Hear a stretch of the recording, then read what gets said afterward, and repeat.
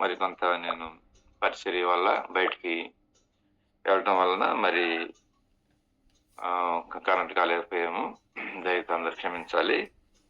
ఈ ఉదయకాల సమయంలో మనం దేవుని వాక్యంలో నుంచి చిన్న భాగాన్ని మనం కలిగి ఉందాం. లూకా సువార్త 12వ అధ్యాయము 21వ వచనం చదువుకుందాం అందరం కలిసి. దేవుని ఎడల ధనవంతుడు కాక తన కొరకే సమకూర్చుకున్నవాడు అలాగు నేనే ఉండునని చెప్పాను. ఈ దివ్యమైన లేఖన భాగాన్ని మన కొరకై ప్రభు మరి దేవాతి దేవుడు మన కొరకే దీవించి ఆశీర్వదించును గాక.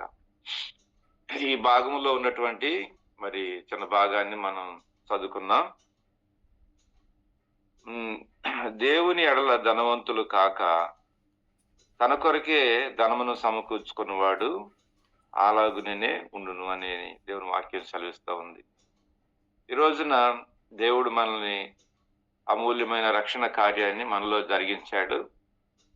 ఆయన మనల్ని పిలుచుకున్నాడు. ఆయన స్వకీయ సాంపాద్యంగా మనల్ని చేశాడు. మనం దేవునిలో క్రీస్తు యేసులో మనల్ని ధనవంతులుగా చేశాడు.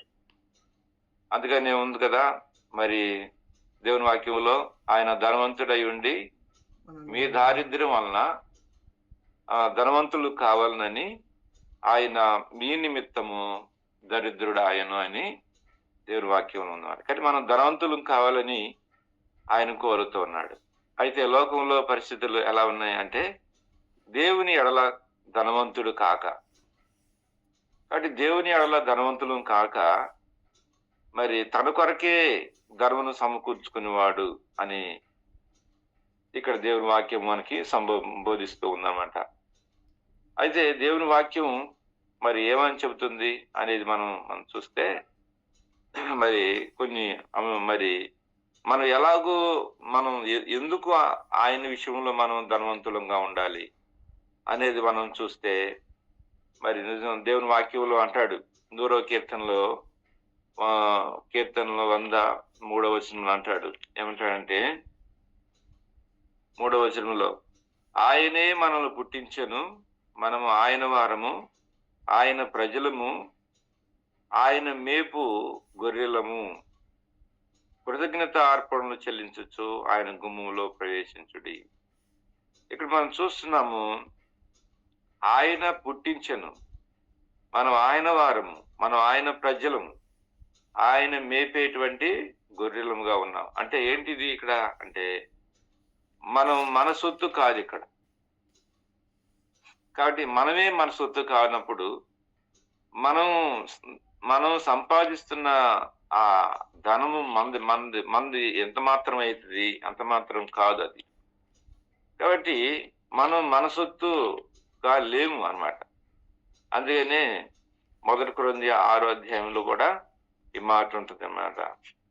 మీరు మీ సొత్తు కాదు, మీరు విలువ పెట్టి కొనబడిన వారు, కనుక మీ దేహముతో మీ దేవుణ్ణి మహిమపరచుడి అంటాడు. 6వ అధ్యాయం 19వ వచనం. మీ దేహము దేవుని వలన మీకు అనుగ్రహింపబడి మీలోనున్న పరిశుద్ధాత్మకు ఆలయమై ఉన్నదాన్ని మీరు ఎరగరా? మీరు మీ సొత్తు కారు, మీరు విలువ పెట్టి కొనబడిన వారు కనుక మీ దేహముతో దేవుణ్ణి మహిమపరచుడి. కాబట్టి లోకంలో మనం ధనవంతులుగా మనం ఉన్నాము అని అంటే అది ఏ ధనం? అది మనమే ఆయనకు ధనం, అన్నమాట. కాబట్టి మరి ఎందుకు అంటే ఈ లోకంలో మనం ఆయన వారంగా ఎందుకు ఉండాలంటే మన చేతులు లేవు. మనం ఎప్పుడూ కూడా మన చేతులు అసలు లేము. మనకు ఎప్పుడు ఏం జరిగిద్దో తెలీదు, మనకు ఎప్పుడు ఏం జరుగుతుందో తెలీదు, మనం ఏమవుతామో తెలియదు, మనం ఏ క్షణంలో ఎలాగూ మారిపోతామో తెలియదు అసలు. కాబట్టి మనం మన సొత్తు కాదు, మరి మనం దేవుని సొత్తు, దేవుని ప్రజలం, దేవుని బిడలం. మనం అంతా ఆయన ధనంగా మనం బ్రతకాలి, ఆయన ధనంగానే మనం జీవించాల్సినటువంటి అవసరం అనేది ఉంది అన్నమాట. కాబట్టి మనము ఆయన సొత్తు. కాబట్టి దేవుని ధనం అని చెప్పబడుతుంది అన్నమాట. అలాగనే ఇంకో వాక్యం కూడా చదువుదాం. లూకాసు వార్త 16వ అధ్యాయము 25వ వచనం చదువుదాం. లూకాసు వార్త 16:25. 25లో అందుకు అబ్రహాము, కుమారుడా, నీవు నీ జీవిత కాలమందు నీకిష్టమైనట్టు సుఖము అనుభవించితివి, అలాగుననే లాజరు కష్టము అనుభవించినని జ్ఞాపకం చేసుకొనుము. ఇక్కడ ఈ ధనవంతుడు ఎలా ఉన్నాడంటే తన జీవిత కాలమందు తన ఇష్టం వచ్చినట్లు బతుకుతూ ఉన్నాడు. తనకి ఇష్టం వచ్చినట్లుగా జీవించేటివి. ఇది అబ్రహాము చెప్తున్నాడు, నా కుమారుడా, నీ జీవిత కాలమందు నీకు ఇష్టం వచ్చినట్టు బతికావు అని అంటున్నాడు అబ్రహాం అంటున్నాడు. అయితే ధనవంతుడికి అది అర్థం కాలేదు. ధనవంతుడికి నేను బాగానే జీవించాను కదా అని అనుకున్నాడు. కానీ అబ్రహాము దేవుని కొరకు జీవించాడు, తన కొరకు జీవించలేదు. అదే మాట్లాడుతున్నాడు ధనవంతుడితో, అదే మాట్లాడుతున్నాడు. నీ జీవిత కాలమందు నీకు ఇష్టం వచ్చినట్లు బ్రతికావు నువ్వు అని అన్నాడు. నీకు మాకు తేడా ఇదే అని అన్నాడు. కాబట్టి ఈ రోజున దేవుని కోసం జీవిస్తున్నామా మనం అనేది అది మనం ప్రశ్నించుకోవాలి. నేను దేవుని కోసం జీవిస్తున్నానా, మనుషుల కోసం జీవిస్తున్నానా, కుటుంబం కోసం జీవిస్తున్నానా, నా జీవితం ఎవరి కోసం అనేది ఆలోచన చేసుకోవాలి. చాలా మంది తమ కోసమే జీవిస్తున్నారు, చాలా మంది తమ కుటుంబాల కోసం జీవిస్తున్నారు. అయితే దేవుని కొరకు జీవించట్లేదు, అంటే దేవునికి ఇష్టమైన విధానంలో జీవించలేకపోతూ ఉన్నారు.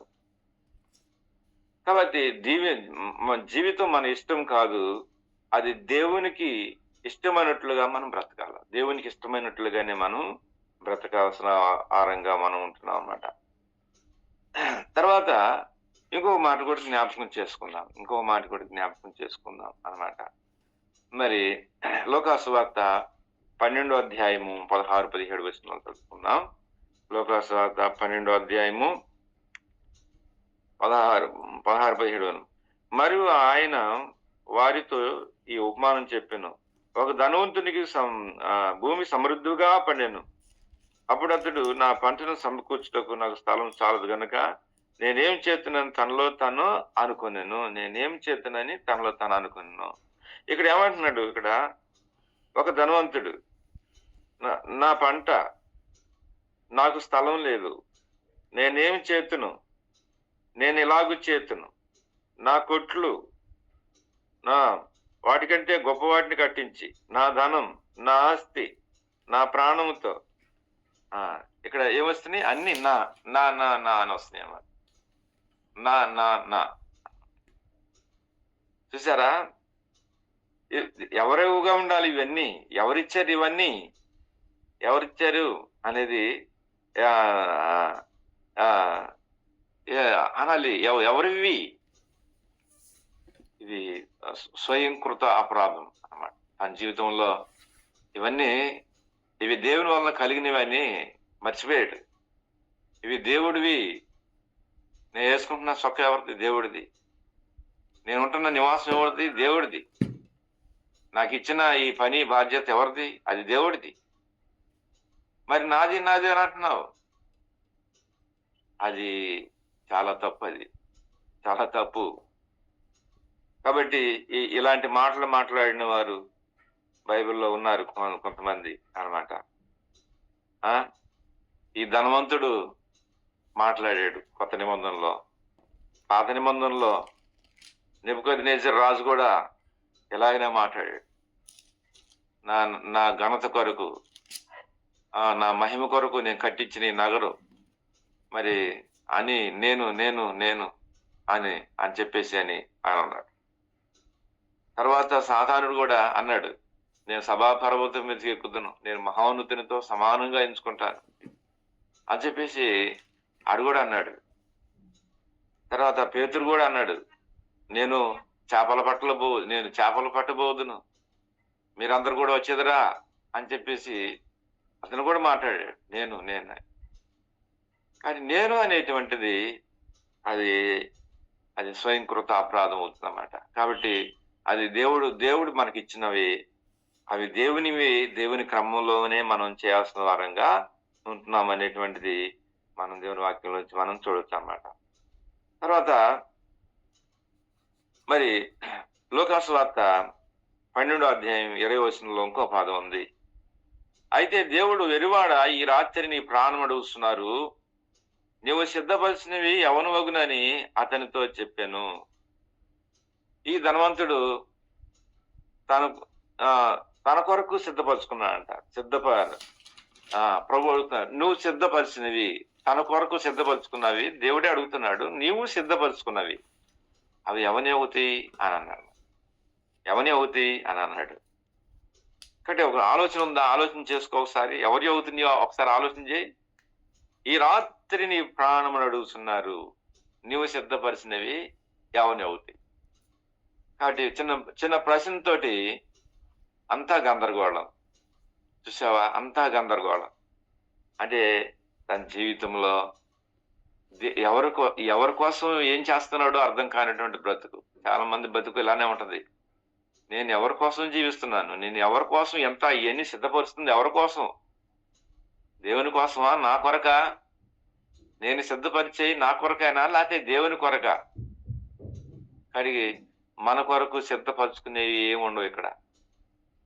ప్రాణం పొంగల్ అంతా తార్మిరైపోతాయి. నీ పేరు మీద ఉన్నవన్నీ ఇంకొక పేరు మీదకి వెళ్ళిపోతాయి. నువ్వు సంపాదించినవన్నీ ఇంకోటి వస్తాడు అనుభవంలోకి, వాటిని అనిపించడానికి ఇంకోటి వస్తాడు. కాబట్టి ఎంత మరి అజ్ఞానపు స్థితి ఇది చూడండి ఒకసారి. కాబట్టి దేవుని కోసం మనం సిద్ధపరచుకుంటున్నామా లేదా అనేది జ్ఞాపకం చేసుకోవాలా. మనం సిద్ధపరిచేవి అవి దేవుని కోసమేనా, నా కోసమా అనేటువంటిది ఒకసారి మనం ప్రశ్నించుకోవాల్సినటువంటి వారంగా ఉంటున్నామా. మనం దేవుని కోసం సిద్ధపరచాలా, దేవుని కోసం జీవించాలా, దేవునికి మనం సిద్ధపరిచినవన్నీ దేవునికి అప్పగించాలి. రేపు ప్రభుకి అప్పగించాలి. ప్రభువా, నేను ఇవి సిద్ధపరిచాను నీ కొరకు, ఇదిగో నీవు సిద్ధపరిచినవి నేను తీసుకొని నేను నీ కారుకు వస్తున్నాను అని చెప్పేసి ప్రభు అంటూ ఉన్నాడు అన్నమాట. కాబట్టి మొట్టమొదటిగా మనం జ్ఞాపకం చేసుకుంటున్నాము, దేవుని ఎడల ధనవంతులంగా మనం ఉండాలి. రెండవదిగా మనం చూస్తున్నాము, మనం దేవుని సొత్తుగా మనం జీవించాలి. మూడవదిగా మనం జ్ఞాపకం చేస్తున్నాను, ఆయనకి ఇష్టమైనవి చేయాలి. మనం ఆయనకి ఇష్టమైనవి చేసుకోవాలా. నాలుగవదిగా జ్ఞాపకం చేస్తున్నాము, మనం అంతా ఆయనకి సంబంధించిన వారు. నాన్న అంటానికి ఎవరికి అవకాశం లేదు, ఎవరికి కూడా అవకాశం లేదు నాది అంటానికి. మనం అంతా ఆయనకి సంబంధించినటువంటి వారు. మనం అన్ని కూడా ఆయనయే అన్నమాట. నాలుగవదిగా జ్ఞాపకం చేసుకుందాం, దేవుని కొరకు మనం అనేకమైన సిద్ధపరచుకొని ప్రభు దగ్గరికి వెళ్ళాలి. మనం దేవుని కొరకు ఎన్నో ఆయన ఇచ్చిన సిద్ధపాట్లు విషయాలన్నిటిలో ఏమైతే ఉంటున్నాయో అవన్నీ కూడా ఆయన కొరకై మనం సమకూర్చి, ఆయన కొరకే మనం సమస్తాన్ని జరిగించేటి అటువంటి వారంగా మనం వెళ్ళాలి. ఒక మంచి సేవకుడు, బిలీవర్, ఉద్యోగస్తుడు, ఆయన ఉద్యోగం చేసుకుంటూ ఉన్నాడు. ఉద్యోగం చేస్తూ కూడా ఎంతో ప్రయాసపడుతూ, కొంతమంది స్వార్థ ప్రకటిస్తూ, కొంతమంది కరపత్రికలు పంచుతూ, కొంతమందికి ఖాళీ టైంలో తన టైం వేస్ట్ చేసుకోకుండా మంచి ప్రార్థనాపరుడు, మంచి విశ్వాసి అన్నమాట. అక్కడ యజమాని చూసి అన్నాడు, ఇతడు ఇక్కడ మత ప్రచారం చేస్తున్నాడు కదా అని చెప్పేసి అని అతడు ఇది తన విధానాలు తనకు అర్థం కాలేదు. వెంటనే అనుకున్నాడు నువ్వు చేసేదేంటి ఇక్కడ అని చెప్పేసి అని అతన్ని పిలిపించి హెచ్చరిక చేశాడు. ఏమని హెచ్చరిక చేశాడంటే నీ ఇష్టం, జాగ్రత్త, నీ ఉద్యోగం సస్పెండ్ చేస్తాను, పిచ్చి పిచ్చి ఆశయాలు మాకు ఇక్కడ అని చెప్పేసి అని భయంకరంగా హెచ్చరిక చేశాడు.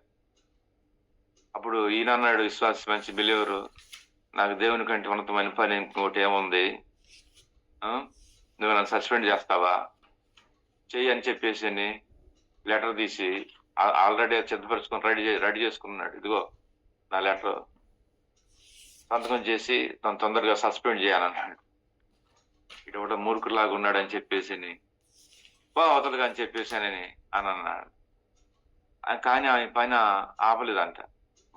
ఆయన పని ఆపలేదంట. మళ్ళీ పిలిపించాడంట. "ఏరా నీకు చెబితే వినట్లేదా? అర్థం చేసుకోవా? నీ ఇష్టం, జాగ్రత్త, తీసుకెళ్ళి జైల్లో పడేస్తా నిన్ను" అన్నాడు. జైలు పడేస్తా అంటే ఆయన అన్నాడంట, "అయ్యా, ఎన్నాళ్ళు దేవుని యొక్క పని జైల్లో చేయాలని ఆశతో ఉంది. నన్ను తొందరగా కేసు రాసి కట్టేసేసి తీసుకెళ్లి జైల్లో పడండి" అని అన్నాడు. ఆడికి మైండ్ పోయిందంట. ఆడికి వెంటనే సరే పోరా అని చెప్పేసని వాడిని మళ్ళీ పంపించేసాడు. అయినా కానీ దేవుని పని ఆపలేదంట. దేవుని సొత్తు కదా, దేవుని కొరకు నేను ఏదో ఒకటి సిద్ధపరచుకోవాలి కదా, దేవుని కొరకు నేను ఆయనకి ఇష్టమైన పనులు చేయాలి కదా అని చెప్పేసి ప్రభు పని గట్టిగా నమ్మకంగా చేస్తున్నా అంట. 3సారి పిలిపించి అన్నా అంట, నిన్ను ఉరి తీస్తారా అని అన్నాడు. నేను చంపేస్తారా అని అన్నా అంట. చంపేస్తారా అంటే ఆయన అన్నంట, నేను ఎన్నాళ్ళు బిట్టు ప్రభు దగ్గరకు పోవాలని ఉంది, నువ్వు తొందరగా చంపేస్తే నా ప్రభుతో కలుసుకుంటా నేను పోయి, ఎక్కడికి పోదాంపా చంపేద్దుగా అని చెప్పేసి అన్నానంట. అప్పుడు వాడిలో కూడా ఒక ఆలోచన కలిగిందంట, ఏంటి పట్టు ఎంత పట్టు ఎంత విధానం ఏందని చెప్పేసి అని అనుకున్నాడు. లోకంలో తమ కోసం అంత సమకూర్చుకునే వాళ్ళే కానీ దేవుని కోసం సమకూర్పు అనేది లేదండి. ఈ దినాల్లో భయంకరమైన పరిస్థితుల్లో కూడా మనం వెళ్తున్నాం. దేవుని ఎడల మనం ధనవంతులుగా లేరు చాలా మంది, దేవుని సొత్తుగా లేరు చాలా మంది, దేవునికి ఇష్టమైన కార్యాలు చేసేటువంటి వారు ధనవంతులుగా లేరు, దేవుని సొత్తు అయిన ధనవంతులుగా లేరు, దేవుని ఎడల ధనవంతులుగా లేరు చాలా మంది. ధనవంతులు అని అనుకుంటున్నారు కానీ పేరుకి వారి ధనం అది ఈ లోకంలో పాడైపోయేటువంటి, తుప్పు పట్టిపోయేటువంటిది, దేనికి పనికిరాకపోయేటువంటిది, నాది అనుకుంటున్నారు కానీ వారిదంటూ ఏది కాదు ఈ లోకంలో. అలాగే నేను సిద్ధపరిచిన యవనవగును, మనం సిద్ధపరిచిన దేవుని కావాలి, దేవుని కొరకు మనం సిద్ధపరచుకోవాలి. నిజమైన ధనవంతులు అయితే, నిజంగా మనం ధనవంతులు అయితే మనం దేవుని కొరకే సిద్ధపరచాలన్నమాట. అటు అనుభవం, అటు కనికరము దేవుడు మన జీవితంలో ఆయన దయచేయను గాక అన్నమాట. మరి నిజంగా యోబు తన విషయం ధనవంతుడు, యోబు అంత ధనవంతుడు భూలోకంలో ఎవడు లేడండి. యోబు అంత ధనవంతుడు ఎవరు లేరు. కానీ యోబు చివరి వరకు కూడా దేవుని మీద ఆధారపడి జీవించాడు. కుటుంబం పోయింది, బిడలు పోయారు, ఆస్తి అంతా ధ్వంసమైపోయింది, తర్వాత శరీరానికి కూడా కురుపులు వచ్చినాయి. అప్పుడు ఎంతో భయంకరమైన పరిస్థితిలో తాను ఉంటా వచ్చాడు. అయితే దేవుని పాదాలు, దేవుని ఆ సన్నిధిని ఏమాత్రం కూడా ఆయన తాను వదిలిపెట్టినటువంటి వాడు కాదు. లాస్ట్ లో ఒక మాట అన్నాడు 42వ అధ్యాయంలో, యోబు గ్రంథం 42వ అధ్యాయం 11వ వచనం చదువుతాను. ఒక మాట చివరిలో ఈ మాట జ్ఞాపకం చేసుకున్నాను. 42:11 వచనం చదువుదాం. అప్పుడు అతని సహోదరులందరూ, అతని అక్క చెల్లెండ్రును, అంతకు ముందు అతనికి పరిచయస్తులందరూ వచ్చి అతనితో కూడా అతని ఇంట అన్నపానములు పుచ్చుకొని, యెహోవా అతని మీదికి రప్పించిన సమస్త బాధను గురించి ఎంత లేసి దుఃఖములు పొందితివని అతని కొరకు దుఃఖించుచును అతని ఓదార్చిరి.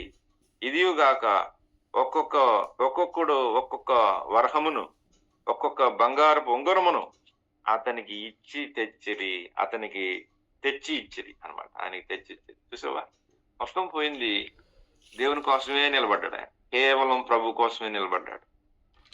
నీ ఇష్టమే ప్రభు అన్నాడు, నీ సొత్తు కదా అన్నాడు, నీ కొరకే నేను జీవిస్తానన్నాడు. అంతడు ధనవంతుడు అంతకు ముందు, ఇప్పుడు కూడా ఎవడు లేడు అంతటోడు ఎవడు లేడు. కానీ దేవుని కోసం తను జీవించాడు, దేవుని కోసం తన యాత్రను ముగించాడు. ఆయన యోబు లాంటి ఆ ఐశ్వర్యమంతుడు, కోటీశ్వరుడు, ఆయన లక్షాధికారి, ఆయన లాంటి వారు మరొకరు లేరు. కాబట్టి ఈ ఆధిక్యత ప్రభు మనకి ఇవ్వాలా. మనం సిద్ధపరిచే మనం ఎవరి వారం, మనం ఎవరి సొత్తు, మనం ఎవరి ఎడల ధనవంతులుగా ఉంటున్నాం, మనం ఎవరికి సంబంధించినటువంటి వారం, విషయాలు మనం జ్ఞాపకం చేసుకొని మరి ప్రభు కృపలో మనం మరి ఈ రోజుని ఇలాంటి ధనవంతులుగా ఉండాలి అని దేవుని కోసం అయిన ధనవంతులుగా ఉండాలనేటువంటిది మరి నా ఆశ, కోరిక అనమాట. అంటే లోకరీతిగా మనకి ఇంకేం లేదండి. లోకరీతిగా మనం ఎవరు ఎరగం. లోకరీతిగా మనం సిద్ధపరచుకొని వెళ్ళాలి దేవుని దగ్గరికి. మనం మనం ధనవంతులంగా వెళ్ళాలి. దేవుని కొరకైన ధనవంతులు మనం. కాబట్టి మనం దేవుని కొరకనే ధనవంతులం కాబట్టి, ఆ దేవుని కొరకు మనం ఏమేమి చేస్తున్నాం అనేటువంటి కొన్ని విషయాలు మనం జ్ఞాపకం చేసుకొని, ఆ ప్రకారం మనం జీవించవలసినటువంటి వారమై ఉంటున్నాం. దేవాది దేవుడు ఆ ప్రకారం నిన్ను నన్ను సిద్ధపరచును గాక. మన ప్రార్థన ఆ విధమైనదిగా ఉండాలని ఈ ఉదయకాల సమయంలో మరి ఇచ్చిన భాగాన్ని మనం ముగించుకుంటున్నాం. దేవుడు ఇచ్చిన భాగం దీవించి ఆశీర్వదించును గాక. ఆ ప్రకారం దేవుడు మనం సిద్ధపరచును గాక. Thank you. Praise Lord. అందరికీ ప్రైజ్ లార్డ్.